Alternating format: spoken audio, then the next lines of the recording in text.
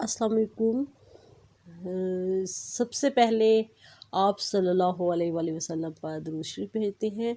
आप भी आप सल्लल्लाहु अलैहि वसल्लम पर दुरूद शरीफ भेजें। मेरा आज का टॉपिक भी हैज़ पर है। चंद दिन पहले मैंने इस पर वीडियो बनाई थी माँ और बेटी के दोस्ताना माहौल के हवाले से। तो फिर आज किसी ने मुझसे सवाल किया है यही वाला कि दौरान खून हैज़ में किन हदायत पर अमल करना चाहिए। प्लीज़ भाई इस पे भी वीडियो बनाएं। तो ज़ाहिर बात है मैंने सिर्फ एक नॉलेज देने के लिए बनाई है। वैसे तो सबके पास आजकल नॉलेज होता है, लेकिन अभी भी ऐसे इलाके हैं जहाँ पे जो है इस तरह के होता है कि माँ भी शर्मा रही होती है और बेटी भी माँ से बात करते हुए शर्मा रही होती है। तो इसलिए ज़्यादातर जो होता है ना कि वो आपस में शेयर नहीं कर सकती। जैसा कि आप सब जानते हैं कि इस बात का इल्म तो तकरीबन हर औरत को होता है कि जब इसे माहवारी शुरू होती है तो बूढ़ी औरतें अमूमन इसी घर के काम काज छुड़वा लेती हैं। ये पुराने दौर की बातें हैं और पुराने दौर में इस तरह उसे कोई भी किसी भी किस्म का काम नहीं करने देती थी, किसी चीज़ को छूने नहीं देती थी।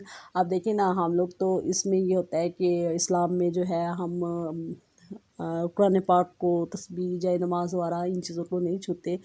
हमने इसी सवाल पे बहुत सर्च किया, सोचा कि पुराने दौर में ये जो रस्म व रवाज जो होते हैं वो क्यों चलाए जा रहे थे।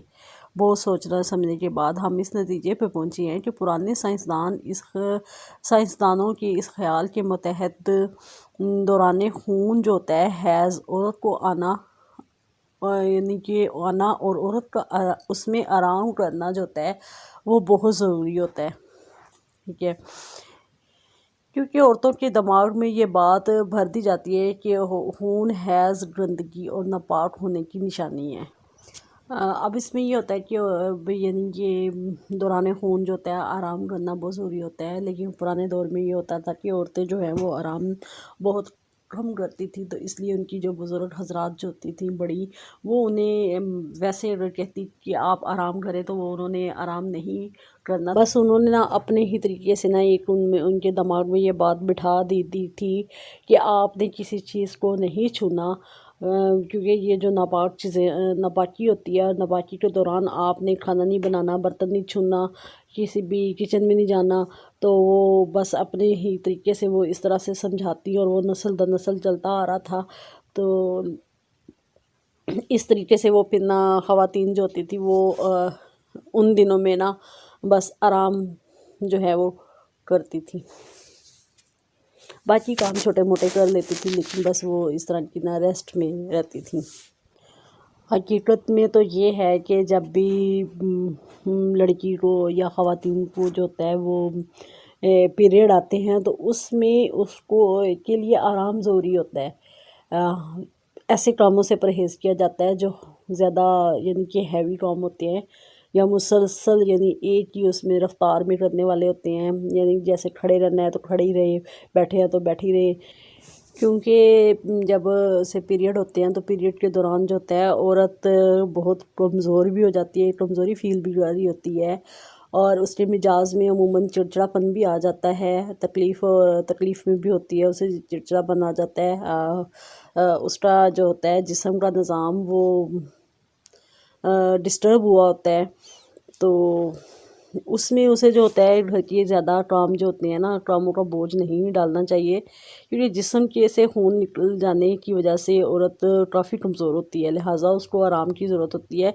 इसके अलावा काम काज करने पर हाथ अगर गंदे होते हैं तो और गंदे ही हाथों से वो वॉशरूम में जाती है तो गंदगी की वजह से उसे इन्फेक्शन होने का डर होता है और गंदा कपड़ा यूज़ करने से भी उसे इन्फेक्शन का जो होता है वो डर होता है, जहर फैलने का अंदेशा होता है और अक्सर औकात लकोरिए का मर्ज़ या वरम सोज वगैरह जो होती है वो इन्हीं बेहतियातियों की वजह से हो जाती हैं। और इसलिए इन बातों को जो होता है हमेशा मद्देनज़र रखना चाहिए।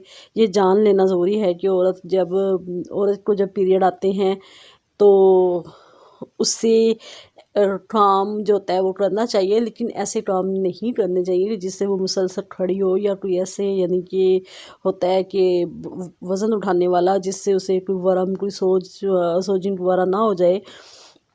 جس سے اس کو حیض آنا بند نہ ہو جائے۔ تو ان چیزوں کی بہت زیادہ جو ہوتی ہے نا احتیاط ضروری ہوتی ہے، اور اس میں جو ہوتا ہے ہمارے یعنی کہ والدین جو والدہ ہوتی ہیں اس کو یہ چیز کا خیال رکھنا چاہیے، سوچنا چاہیے اس کی بہو بیٹی ہے جو بھی ہے وہ خود ہے خواتین، تو اسے بھی یہ چیزیں سوچنی چاہیے، اور پھر ان کی جو ہوتی ہے نا ان کے لیے جو ہوتا ہے بہت سی بیماریوں سے نا وہ محفوظ رہتی ہیں، کیونکہ چھوٹی چھوٹی بے احتیاطیاں جو ہوتی ہیں نا اسی سے بڑی بڑی پرابلمس میں ہو جاتی ہیں۔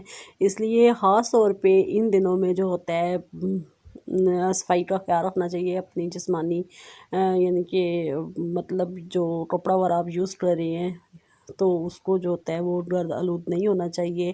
اور ویسے تو جو ہوتا ہے پیڈ یوز کرنا چاہیے، لیکن پیڈ بندہ اب جیسے نہیں کر سکتے، جو لوگ افورڈ نہیں کر سکتے وہ کپڑا یوز کرتے ہیں، تو اس میں ڈسٹ نہیں ہونی چاہیے کبھی بھی، اس میں کوئی ایسا کپڑا ہونا چاہیے جو یعنی کہ جس میں مٹی کی نہ آ رہی ہو، کیونکہ وہی جو ہوتے ہیں ذرات اندرونی نظام میں جاتے ہیں اور انفیکشن بڑھنے کا اندیشے ہوتے ہیں۔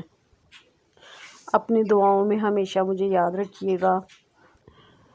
امید ہے آپ کو میری ویڈیو پسند آئی ہوگی، تو پلیز لائک کیجیے گا اور کمنٹس کیجیے گا۔